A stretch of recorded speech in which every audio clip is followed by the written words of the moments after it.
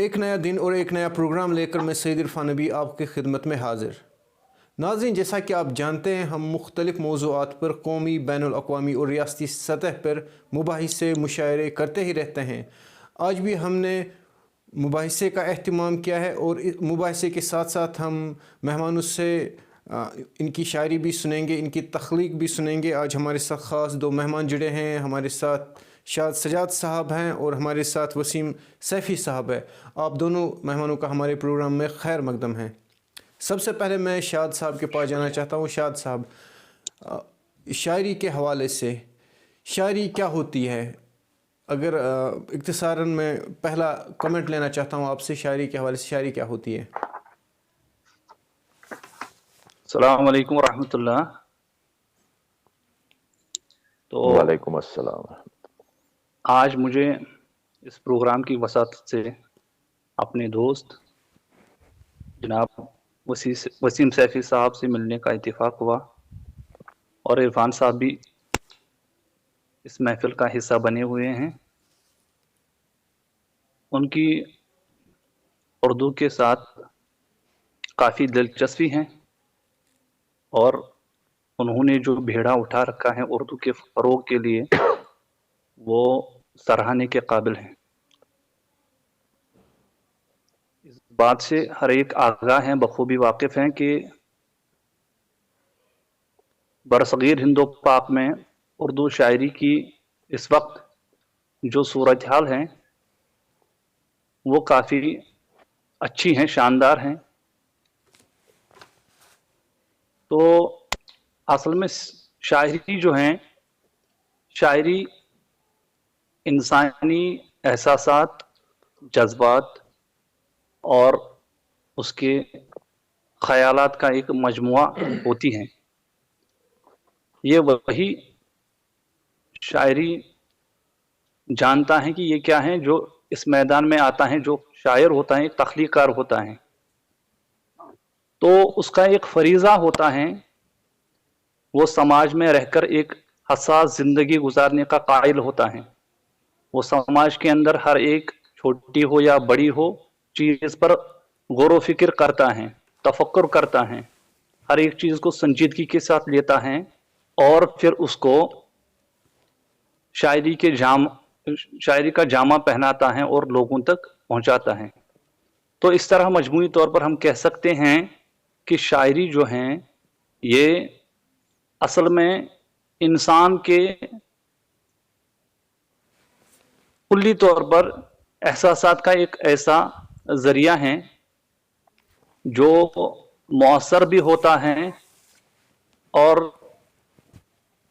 हम कहेंगे दूसरे माना में, एक तो मौसर होता है, दूसरा जो है इसमें जो पैगाम हम देते हैं वो पैगाम हमारे समाज का फ़र्द अच्छी तरह से लेता है और इसमें एक हम कहेंगे शेरी मिजाज भी होता है, जो कि एक शायर का तुर्रा होता है, और इसमें अल्फाज का इजहार जो होता है वो भी पुरकैफ होता है, और इसमें नगमगी जो होता है, नगमगी का उन्सुर भी होता है।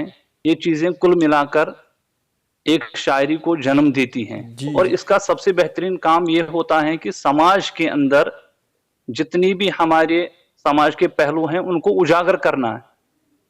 तो ये असल में एक शायर का काम होता है और शायरी यही होती है।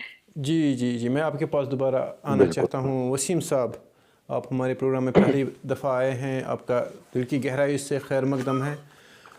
मैं आपसे जानना चाहता हूँ, जो शाद सजाद साहब ने फरमाया है, आप इनसे मुतफ़िक हैं या इख्तिलाफ है आपका इनके नज़रियात से? देखिए, शायरी के तई हर इंसान का अपना एक अलग नजरिया होता है और हर शायर के पास शेर कहने का कोई ना कोई मकसद जरूर होता है। जहां तक शाद सजाद साहब की बात का ताल्लुक है तो बिल्कुल इन्होंने सही फरमाया, बिल्कुल दुरुस्त इनका कहना बजा है कि शायरी जो है एहसासात, जज्बात का पुरकैफ इजहार होता है।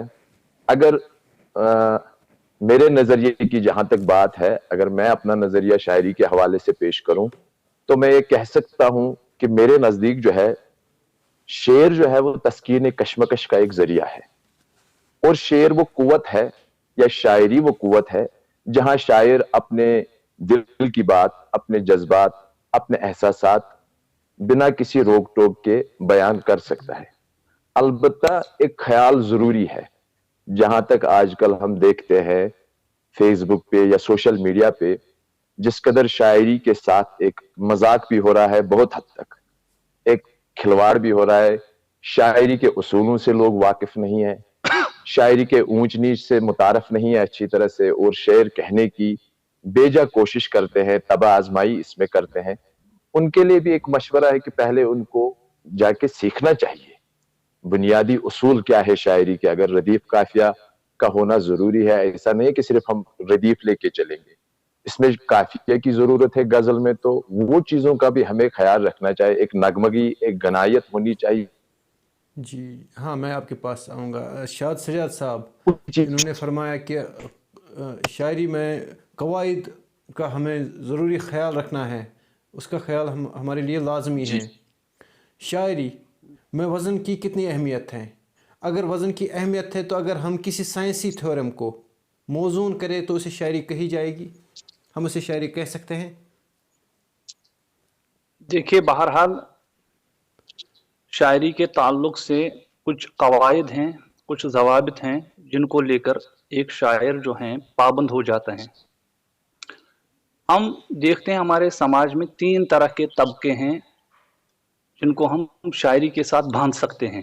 ایک ہیں ہمارے اساتذہ جن کو اردو شاعری پر پوری گرفت ہے، ان کو پتہ ہوتا ہے کہ اردو شاعری کے لیے ہمیں کن چیزوں کی ضرورت ہوتی ہے، یعنی کہ وزن کیا ہے، عروضی نظام کیا ہے، بحر کیا ہیں، ہمارے پاس شعری اصطلاحات یا سنتیں کیا ہیں، ان چیزوں کو کیسے برتا جاتا ہے، کس موضوع کو کس انداز سے بیان کرنا ہے، کیسے الفاظ کا انتخاب کرنا ہے۔ تو یہ چیزیں جو ہیں ان کے یہاں کافی حد تک کامل نظر آتی ہیں۔ اس کے بعد ایک اور طبقہ ہوتا ہے ان اساتذہ کے شاگرد، تو ان میں کمی پیشی نظر آتی ہے، کیونکہ بہرحال شاگرد ہوتا ہے، جب تک کہ وہ فنی مہارت سے پوری طرح سے آگاہ نہیں ہوتے ہیں یا ان پر کامل ان کو وہ علم نہیں ہوتا ہے، تب تک ہم ان کو پختہ نہیں کہہ سکتے ہیں۔ اگر ان کے یہاں عروض اچھا ہوگا تو میں بھی ہو سکتا ہے، یہ ممکن ہے کہ ان کے یہاں تخیل کم ہوگا۔ اگر تخیل کم ہوگا، ٹھیک ہوگا، تو الفاظ جو ہیں الفاظوں کی گرفت پہ ان کی کم نظر ہو سکتی ہے۔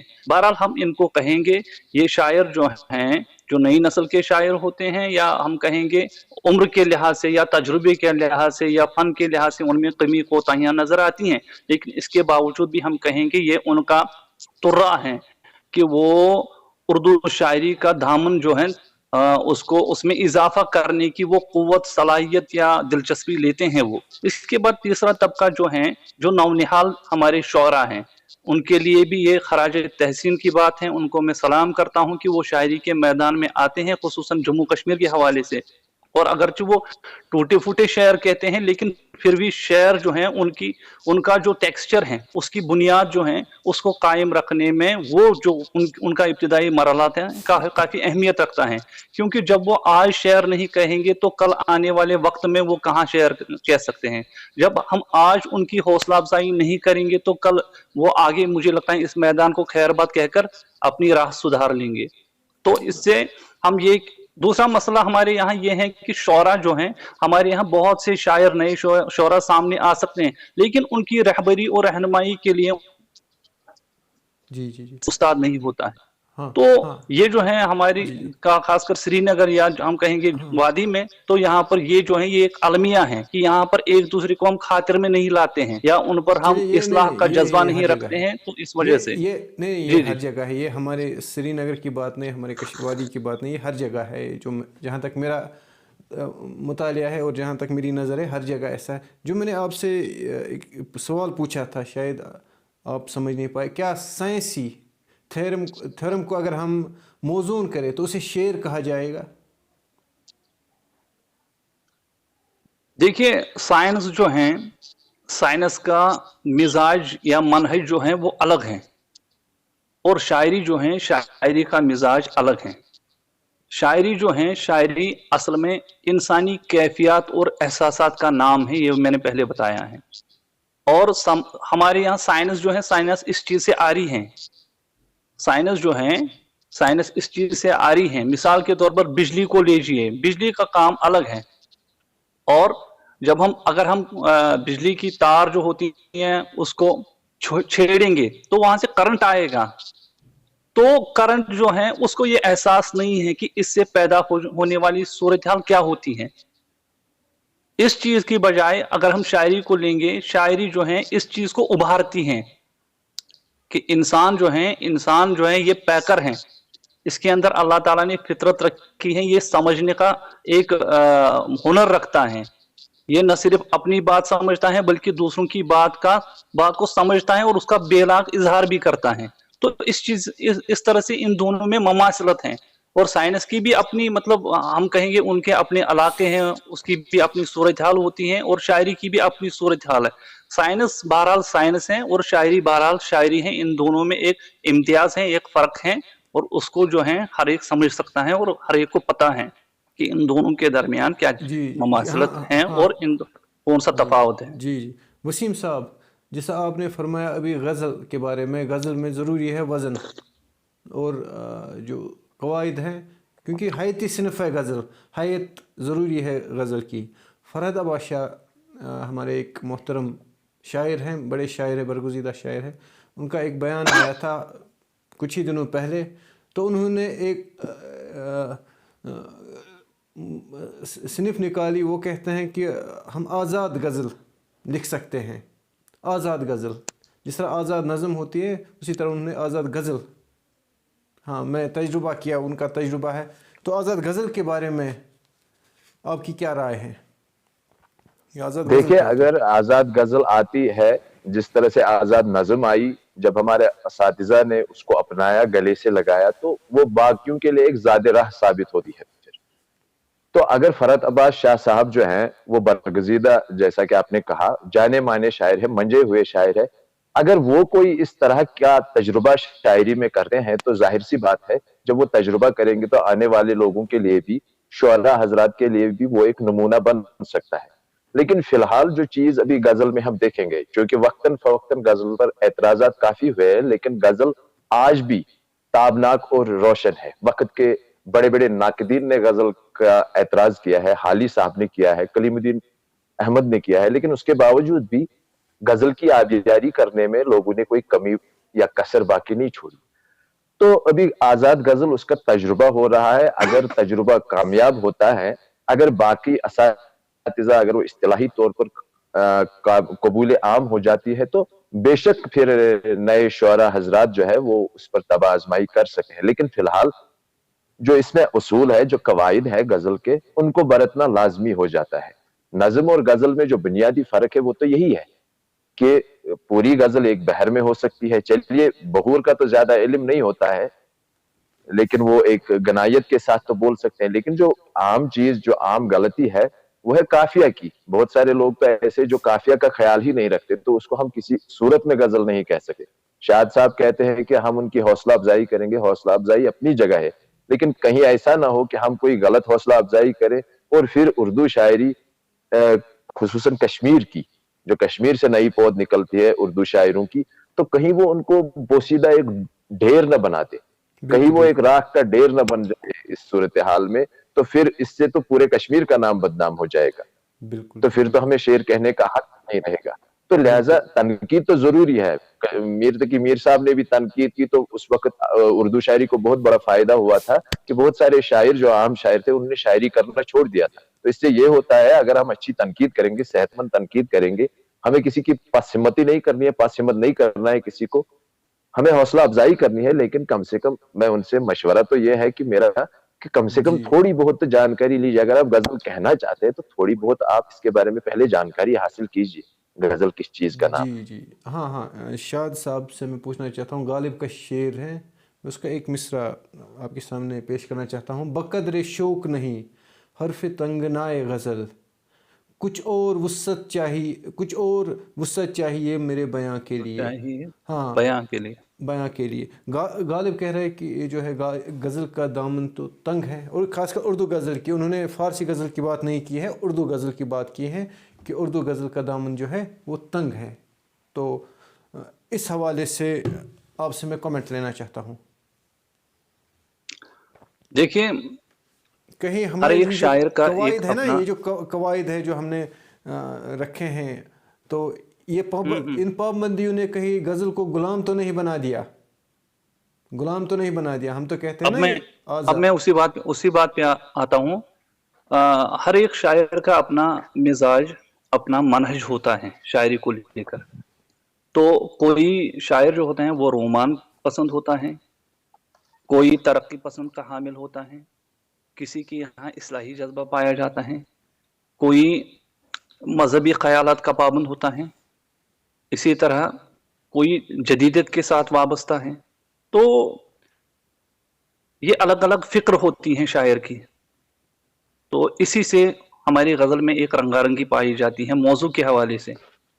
अब मिर्ज़ा गालिब जो हैं, उन्होंने ये शेर किस तनाजुर में कहा है, तो इसकी ताबीरें या इसकी जो है तशरीहात अलग अलग अंदाज से कही जा सकती हैं। क्या अल्फाज के हवाले से बात उन्होंने की है, क्या ख्याल के हवाले से उन्होंने बात की है, या ये कि जो वो असल में बात कहना चाहते हैं उस बात का इजहार उसको गज़ल जो है, गज़ल सिनफ जो है उसमें पूरी तरह से नहीं होती हैं। तो अगर पूरी तरह से नहीं होती हैं तो कौन सी रुकावटें हायल होती हैं? क्या वो एक शेर के अंदर पूरा मफहूम और माना बयान करना ये है? क्या रदीफ और काफिर जो है उसका पाबंद रहकर मिर्जा गालिब को दिक्कतें आती है अपने मुकम्मल एक ख्याल को एक मुकम्मल शेर में बयान करना 2 मिसरों के अंदर? तो इस तरह की मुख्तलिफ सवालात जो हैं वो उभरते हैं। जी जी, मैं वसीम साहब से कमेंट लेना चाहता हूँ। यही मानना है कि जी गजल जो है, जी जी जी, मैं आपके पास आऊँगा। वसीम साहब, आपका कोई आर्गुमेंट है जी इस जी हवाले से? अपना आर्गुमेंट आप इस हवाले से पेश देखिए, जो आपने गालिब साहब का शेर कहा, गालिब बुनियादी तौर पर खुद जदीद शायर थे। जैसा कि वजीर आगा ने उनके बारे में कहा कि वो बुनियादी तौर पर 20वीं सदी के शायर थे, गलती से 19वीं सदी में पैदा हुए, तो उसकी सजा भी उनको मिली। अपने वक्त में उनकी कदर ही नहीं हुई, और आज वो जब सदियों की मसाफत तय करके अपने लोगों में पहुंचे तो आज गालिब साहब की कदर हो रही है। तो गालिब को तो ये शिकायत लाजमी थी गजल से, क्योंकि उस वक्त जो गालिब साहब ने कहा था वो लोगों को की समझ में नहीं आ रहा था। तो इसलिए, हालांकि वो खुद भी फिर एक जगह लिखते हैं, ना सही मेरे अशार में मानी न सही, तो वो खुद भी एक दफा कहते हैं कि लोगों को उनसे ये शिकायत रहती थी कि वो जो बात कहते थे वो इस तरह से कहते थे लोगों को समझ में नहीं आती थी। लोग चाहते थे कि गालिब उनके मिजाज के मुताबिक गजल कहे। दूसरी बात यह कि जो पहले जब गजल इस्तेमाल हुई थी, ये अपने लघवी माने में इस्तेमाल हो रही थी, जैसा कि इसका लघवी माने हैं, तो उस एतबार से इसका दामन बहुत ही तंग था, इसमें कोई वुसअत, कोई तनू नहीं था। लेकिन फिर आज अगर हम गजल में देखेंगे, गजल जब इस्तिलाही मानों में हम देखते हैं तो इसमें हर तरह के मजमून को अदा करने की गुंजाइश हो जा रही है। तो लिहाजा आज गजल से ये शिकायत करना कि इसका दामन तंग है, ये सही नहीं है। हाँ, रदीफ काफिया एक ऐसी पाबंदी है इसमें जो इसको सख्त मुश्किल बना देती है। बाज़ औक़ात एक बेहतरीन ख्याल जहन में आ जाता है और रदीफ और काफिया की पाबंदी की वजह से हमें उस ख्याल को छोड़कर कोई दूसरा ख्याल लेना पड़ा है। ये चीज गजल में जरूर है, लेकिन मौज़ूआत के एतबार से इसका दामन बहुत वसी है। अगर अच्छी गिरफ्त होगी शायरी पर, गजल के फन पर, तो बहुत ही बेहतरीन और आला अशार कहे जा सकते हैं। हाँ, ये बात है। हाँ, गालिब का ही एक शेर है, असद उठना क़यामत कामतों का वक्त आराइश, लिबास नज़्म में बालीद ने मज़मून आली है। अगर गज़ल के बारे में उन्होंने कहा है बक़द्र शौक़ नहीं हर्फ़ तंग नाए गज़ल, तो नज़्म के बारे में उन्होंने कहा है असद उठना क़यामत कामतों का वक्त आराइश, लिबास नज़्म में बालीद ने मज़मून आली है। तो यहाँ क्यों कंट्राडिक्शन है? खुद तो गालिब ने कोई नज़्म नहीं लिखी, लेकिन शेर में वो नज़्म की तारीफ कर रहे हैं। دیکھیں شعر میں اگر غالب نے نظم کی تعریف کی ہے تو نظم میں یہ خصوصیت تو میں نے پہلے بھی عرض کیا ہے کہ نظم میں یہ خاصیت ہے کہ اس میں ہمیں کوئی پابندی اس فن کے اعتبار سے نہیں آتی ہے. اس میں ہم اپنے جو ہمارا مضمون ہوگا جو ہم اس کو وضاحت کے ساتھ بیان کر سکیں. غزل میں ہم اس کی وضاحت نہیں کر سکتے. غزل میں بہت کچھ حذف کیا جاتا ہے, غزل میں بہت کچھ قاری کے ذہن تک ہوتا ہے. غالب کا یہ ایک شعر ہے کہ بہت ہی مقبول عام شعر ہے, دل ناداں تجھے ہوا کیا ہے, آخر اس درد کی دوا کیا ہے. یہ تو بہت ہی عام شعر ہے, لیکن غالب نے یہاں پر بھی اس درد کی وضاحت ہی نہیں کی ہے. یہ قاری پر اس نے چھوڑا ہے, یہ کون سا درد ہے.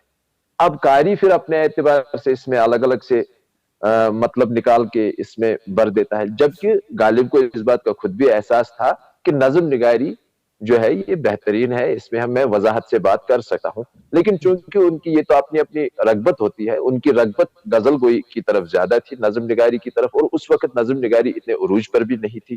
نظم نگاری تو پھر حال ہی اور آزاد صاحب نے شروع کی ہے, اور اس وقت نظم نگاری اتنے عروج پر نہیں تھی. اس وقت تو غزل کو ہی زیادہ اہمیت دی جاتی تھی. اس لیے شکایت جو ہے وہ بھی درست ہے, اور جو نظم کے بارے میں تعریف جی ہاں شاد صاحب, نظم کے بارے میں اگر ہم بات کریں, نظم ایک ہمارے یہاں جنر ہے آزاد نظم. آزاد نظم یہ اگر نظم ہے تو آزاد کیسے ہوئی؟ یہ تو ہاں, تو یہ آزاد نظم کیا ہوتی ہے؟ اب جو ہے ہمارے یہاں آئے روز مختلف اردو شاعری میں مختلف تجربے ہوتے رہتے ہیں, تو ان تجربوں سے نئے نئے شعر جو ہیں یا شاعری جو ہیں ان کے نئی نئی پیرائے سامنے آتے ہیں. تو یہ جو ہیں آزاد غزل جو ہیں اس کا عرصہ بھی مطلب کم ہی وقت پہ محیط ہیں, یا بہت ہی کم ہو گیا ہے, اس کو بعد میں آئی ہوئی ہیں. تو اس میں جو ہے اس میں ایک شاعر کو کسی کا پہلا تجربہ کیا تھا, مظہر امام نے کیا تھا پہلا تجربہ آزاد غزل کا. میں جی ہاں میں نظم کی بات کر رہا ہوں, آزاد نظم کی بات کر رہا ہوں, میں آزاد غزل کی نہیں, آزاد نظم کی میں بات کر رہا ہوں. اگر نظم ہے تو آزاد کیسے ہو سکتی ہے؟ تو ڈفرینٹ ہے. دیکھیں یہاں پہ کیونکہ اگر ہم دیکھیں گے جیسا کہ آپ نے ابھی پہلے بتایا مرزا غالب کا شعر, اس نے لفظ نظم لیا ہے, بعد میں اس میں آؤں گا. نظم کے کیونکہ آپ کو اگر جب ہم ادب جب ہم دیکھتے ہیں کہ اس کے کتنی قسمیں ہیں, ادب کو ہم دو خانوں میں لیتے ہیں یا دو شقیں اس کی پڑ جاتی ہیں. ایک ہے نظم, دوسرا ہے نثر. نظم سے مراد ہوتی ہے مجموعی شاعری. مجموعی شاعری میں غزل بھی آتی ہیں, نظم بھی آتی ہیں, قصیدہ, نعت, منقبت, مناجات, دوہے, کیا کچھ ہے کیا نہیں ہے. تو اب یہاں پہ یہ لفظ جو نظم ہے, نظم جو آتا ہے یہ نظم ہی نہیں ہے بلکہ اس میں شاعری کی کوئی بھی صنف آ سکتی ہیں, یہ اس میں شمار ہوتا ہے. دوسرا جو آزاد نظم ہے, اب اس میں جو ہے نظم جو ہے نظموں کے مختلف ہم کہتے ہیں قسمیں. نظم کے تحت جو ہے شاعر جو ہے کو پوری آزادی حاصل ہوتی ہے اپنے خیال کو پیش کرنے کی. اس میں آزادی ہوتی ہے, خیال ہوتی ہے اس کو میں پیش کرنے کی, الفاظ جو ہیں الفاظوں کو کی ادائیگی, یا ہم کہیں گے اس میں اس کو ہر طرح کی آزادی ہوتی ہے تاکہ شعر جو ہے بہترین سانچے میں ڈھل سکے یا خیال جو ہے وہ بہترین انداز سے پیش ہو سکے. تو اس لحاظ سے اس کو ایک ہم کہیں گے ایک طرح کی ایک آزادی ہوتی ہے اس میں اپنی بات کو پیش کرنے کی. بالکل جی ہاں, کیونکہ we are running out of the time. اب میں ملتمس ہوں, میں گزارش کرنا چاہتا ہوں وسیم سیفی صاحب سے کہ اپنا کلام ہمارے ناظرین کے لیے پیش فرمائے تاکہ ہمارے ناظرین جو ہے محظوظ ہو آپ کے کلام سے. جی شکریہ. تو میں اپنی ایک غزل, چونکہ بنیادی طور پر میں نظم نگاری زیادہ کرتا ہوں, لیکن چونکہ پروگرام میں غزل کے لیے کہا گیا تو میں غزل بھی ایک سنا دوں گا. کچھ بھی. تو مطلع عرض ہے, آ نگاہوں میں چھپا لوں تجھ کو میں کچھ اس قدر, آ نگاہوں میں چھپا لوں تجھ کو میں کچھ اس قدر, آ دل بیتاب کی تجھ کو نہ لگ جائے نظر. میں جھکا ہو کے پشیماں اپنے ہی قدموں پہ تھا, میں جھکا ہو کے پشیماں اپنے ہی قدموں پہ تھا, اہل دنیا نے مجھے کافر کہا اس بات پر. واہ بہت اچھے, بہت اچھا. کیا کہنے. کل تلک بیزار تھا جینے سے میں اے ہم نشیں, ہوں آج میں نے جان لی ہے زندگانی کی قدر. بہت اچھے. بہت اچھا. جانے وہ کیا چیز ہے جس کی مجھے ہے آرزو, جانے وہ کیا چیز ہے جس کی مجھے ہے آرزو, جانے وہ کیا شے ہے جس کو ڈھونڈتی ہے یہ نظر. بہت اچھے. بہت اچھا. روز جاتا ہوں نئی امید لے کے گھر سے میں, روز جاتا ہوں نئی امید لے کے گھر سے میں, اس کے آنگن تک پہنچ کر لوٹ آتا ہوں مگر. بہت اچھا, کیا کہنے. سر چھپا کے حسرتوں کی یاد میں سویا رہوں, سر چھپا کے حسرتوں کی یاد میں سویا رہوں, اور دم نکلے میرا امید کی دہلیز پر. شعر عرض ہے, اب نہیں اٹھتے ہیں یارب ہاتھ میرے کیا کروں, اب نہیں اٹھتے ہیں یارب ہاتھ میرے کیا کروں, تھک گئی ہے ہار کے اب میری آہ بے اثر. بہت اچھا. اب بہت اچھا. مکتا پیش کر رہا ہوں میں. آج مفلس کے کاشانے کی ہیں زینت بنے, آج وہ مفلس کے کاشانے کی ہیں زینت بنے, زینت بنی. ماہ و انجم سے بھی روشن آج ہے سیفی کا گھر. بہت اچھا. بہترین. بہت شکریہ. خوب. بہت کیا خوب. کہنے. بہت اچھا. بہت خوب. کیا کہنے. بہترین بہترین. اللہ کرے زور قلم شکریہ اور شکریہ. زیادہ, اللہ کرے زور قلم اور زیادہ. ہماری طرف سے مبارکباد قبول فرمائے. آپ ایک باصلاحیت شاعر ہیں. ہمارے ساتھ محترم شکریہ بہت. شاد سجاد صاحب ہے. شاد سجاد صاحب سے میں التماس کرتا ہوں آپ اپنے کلام سے ناظرین کو محظوظ فرمائیں. جی بالکل. ارشاد. تو میری یہ غرض ہے, مختصری چند ایک اشعار پیش کروں گا. مطلع عرض ہے, ارشاد. ارشاد. حضور لکھنا, حضور لکھنا, عزیز لکھنا, جناب لکھنا, حضور لکھنا, عزیز لکھنا, جناب لکھنا, جناب قرابتوں کے تمام مہکے غلاب لکھنا. واہ. واہ واہ واہ. اس سے بھروسہ, اس سے بھروسہ نہیں ہے اونچے سے سرحدوں پر, اس سے بھروسہ نہیں ہے اونچے سے سرحدوں پر, وہ بہتا دریا ہے اس کو اب تم چناب لکھنا. واہ واہ. ان کے تمام مکرر مکرر مکرر. میں نہیں سے سرحدوں پر وہ بہتا دریا ہے اس کو اب یہاں دلوں میں ہے وحشت اور یہاں دلوں میں ہے وحشتیں اور الجھن, گھروں کی کی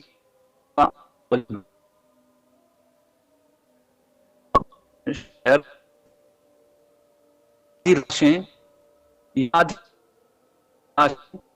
ہماری یہ خونی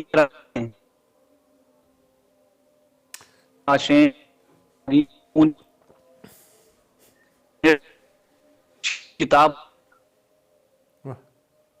کندھے بیٹھا میرے لکھے گا کب تک, یہ کندھے پہ بیٹھا میرے تو میرے دائیں والے. شہر کا مقرض ہے, جو پی رہے تھے جہاں کے بول, جو پی رہے پکڑو خطا میں اس کی شراب لکھنا,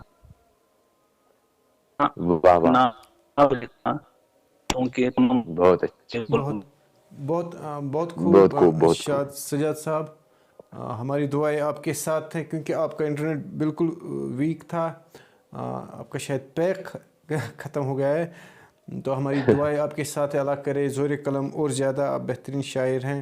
ہمیں بہت مسرت ہوتی ہے جب ہم نوجوان شاعروں کو دیکھتے ہیں اور وہ ٹیلنٹ دیکھتے ہیں جو ہمارے کشمیر میں اب پروان چڑھ رہا ہے, جو ہمارے اب کشمیر کی ریپریزنٹیشن کرے گا, تو ہمیں بڑی مسرت ہوتی ہے. میں دونوں مہمانوں کا دل کی گہرائیوں سے شکریہ ادا کر رہا ہوں. آپ نے چند لمحات ہماری چینل کو نوازے اور اپنے اقوال زرین سے ہماری چینل کو نوازا اور بہترین بحث کا حصہ بنے، میں آپ کا دل کی گہرائیوں سے شکریہ کرتا ہوں۔